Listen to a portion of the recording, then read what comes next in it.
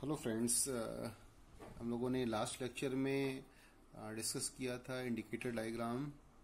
और indicator diagram में effect of acceleration और इफेक्ट ऑफ फ्रिक्शन को डिस्कस किया था, राइट। तो जब हम लोगों ने पहले एक इक्वेशन पढ़ी हुई थी, अगर हमारे पास जो इक्वेशंस हैं, लुक एट दीज इक्वेशंस। पहली हमारे पास इक्वेशन है the pressure head due to acceleration in the suction and delivery pipe. तो अगर हम उस इक्वेशन को देखें तो that is HAS is equal to LS upon G into A upon AS omega square R cos theta.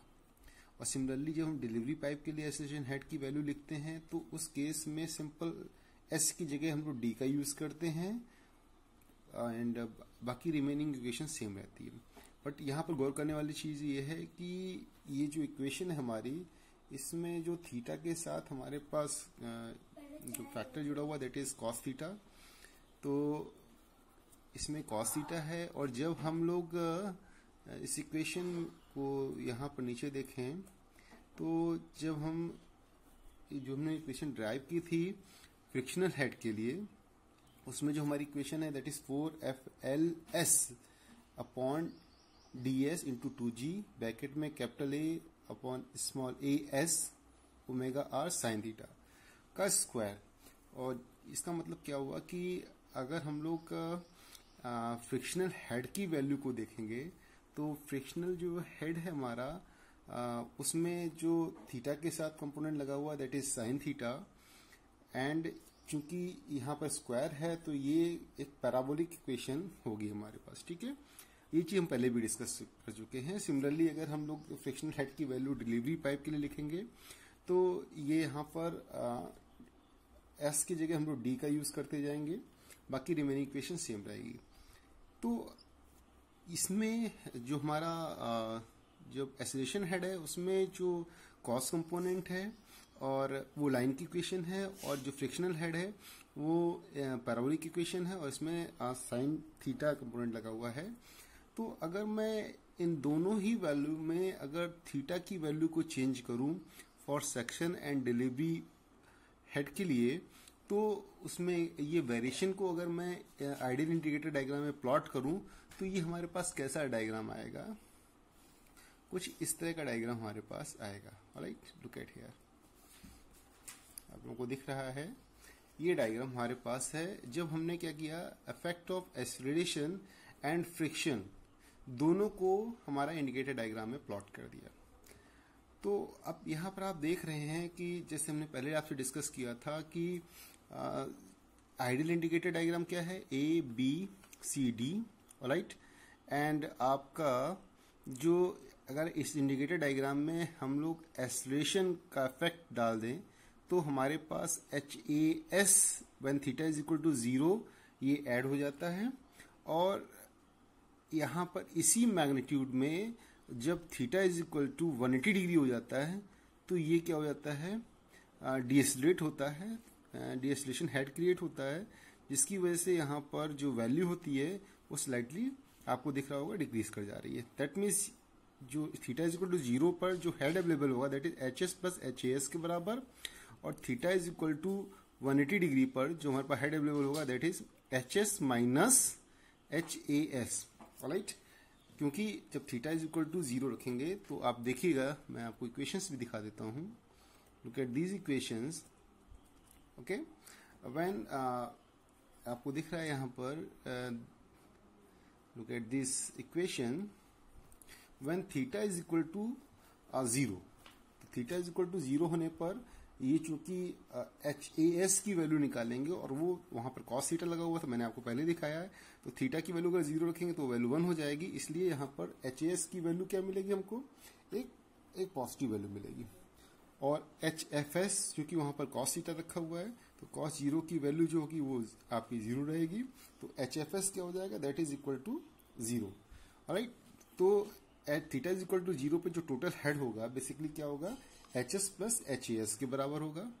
और यही चीज अगर हम थीटा इज इक्वल टू 90 पे रख देंगे तो थीटा इज इक्वल टू 90 पे रखने का मतलब है कि HAS हमारा 0 हो जाएगा, राइट, एंड HFS जो एच एफ एस है, सॉरी, ये आपका एक पॉजिटिव वैल्यू हो जाएगी। तो that means theta is equal to 90 पर एच एस 0 मिलेगा आपको, एंड एच एफ एस जो होगा वो एक पॉजिटिव वैल्यू मिलेगा। ठीक है।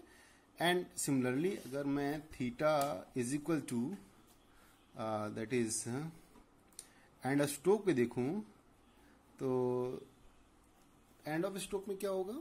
एंड ऑफ स्ट्रोक में सिंपली एच एस जो होगा, चूंकि कॉस 180 होगा, वो कॉस 180 होने का मतलब है कि दैट इज नेगेटिव वैल्यू, और नेगेटिव वैल्यू के कारण जो एच एस है वो नेगेटिव मिलेगा हमारे पास। और at 180 degree that is sine theta, and sine theta की जो साइन 180 हो जाएगा, और साइन 180 का मतलब हो गया आपका H F S equal to 0। ठीक है। तो at the end of stroke यानी कि theta is equal to 180 degree पर जो हमारा प्रेशर हेड होगा वो H S minus H A S कर दिया गया। तो यही चीज यहाँ पर रिप्रेजेंट हो रही है इस ग्राफ में। ठीक है, जो आपको ग्राफ दिख रहा है यहाँ पर, तो यही चीज रिप्रेजेंट कर रहा है। Look at this graph, right.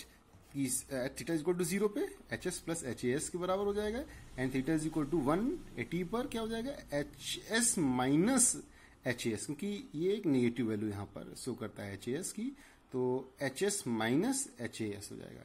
And when theta is equal to 90 degree, तो 90 डिग्री पर क्या होता है? एच ए एस 0 हो जाता है, जो वैल्यू मिलती है वो एच एफ एस की मिलती है। और चूंकि एच एफ एस एक पैराबोलिक इक्वेशन है फ्रिक्शन की, इसलिए स्टार्टिंग में एच एफ एस 0 रहता है और एंड पर 0 रहेगा एच एफ एस, और मिड पर यानी थीटा इज इक्वल टू 90 पर एक वैल्यू मिलती है हमको। तो अगर मैं तीनों पॉइंट को कनेक्ट कर देता हूं तो एक पैराबोलिक कर्व हमको ऑब्टेन होता है।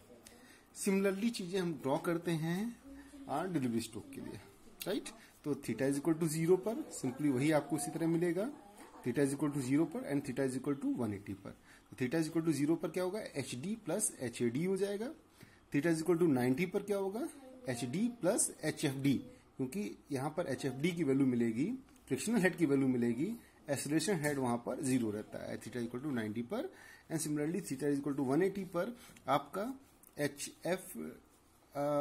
एफ डी की वैल्यू 0 रहेगी यहाँ पर, और एच ए डी जो होगा वो यहाँ नेगेटिव वैल्यू के साथ आ जाएगा। तो यानी यहाँ पर एंड ऑफ स्ट्रोक में हम लोग इसे लिखेंगे H D minus H A D, right. तो ये हमको पॉइंट डी डैश ऑब्टेन हो जाएगा। अब अगर यहाँ पर हमने पहले भी शो किया हुआ है आपको कि जो ये पूरा ग्राफ है, पूरा आपको सॉरी जो आपका डायग्राम दिख रहा है, इसमें अगर मैं एरिया ऑफ दिस डायग्राम निकालना चाहूँ, एरिया ऑफ इंडिकेटर डायग्राम, उसको निकालने के लिए हमको क्या करना पड़ेगा? उसको निकालने के लिए यहाँ पर लिखा हुआ है area of indicator diagram is equal to A dash G B dash C dash H D dash. तो ये है क्या? देखिए आप गौर से देखेंगे तो ए डैश स्टार्ट करते हैं यहां से, ए डैश जी बी डैश फिर सी फिर H then D dash.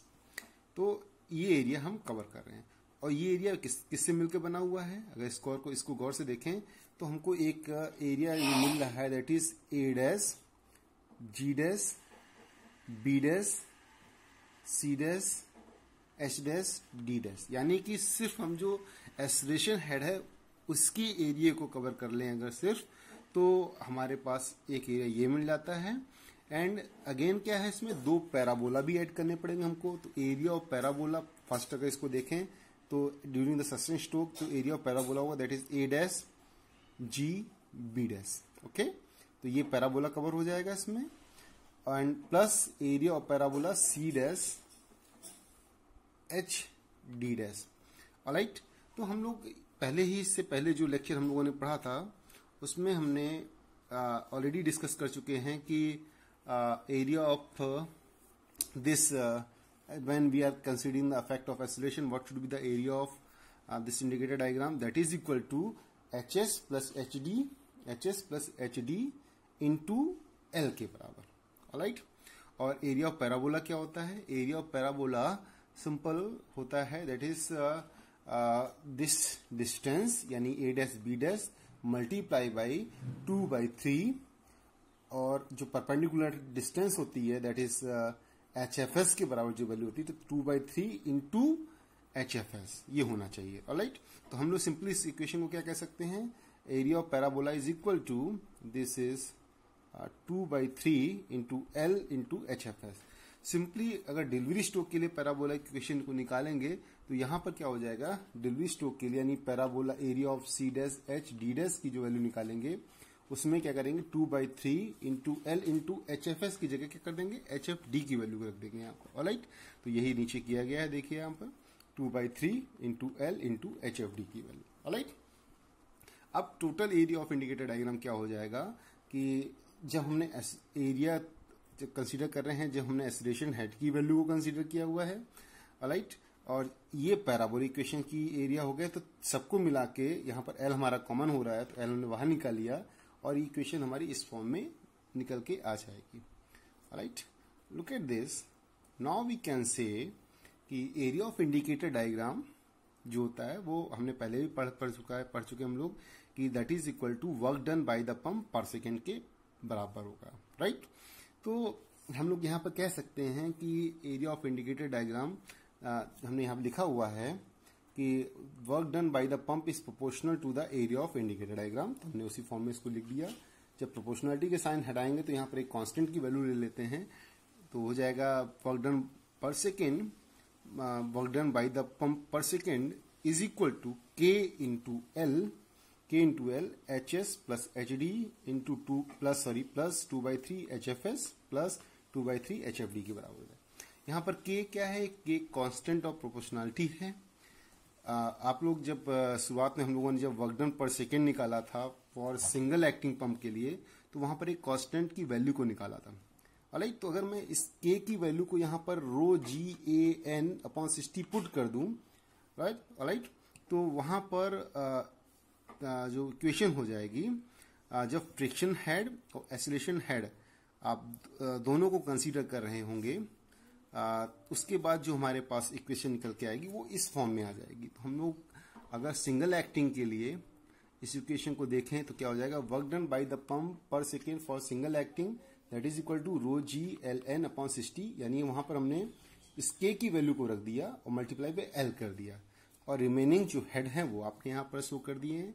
Alright, similarly double acting के लिए क्या होगा, उसको 2 टाइम्स कर देंगे, है ना, तो 2 टाइम्स करके ये हमारी इक्वेशन आ जाएंगी। तो इस तरह हम लोग work done by the pump पर सेकेंड फॉर सिंगल एक्टिंग और डबल एक्टिंग यहाँ से निकाल सकते हैं। Thank you very much.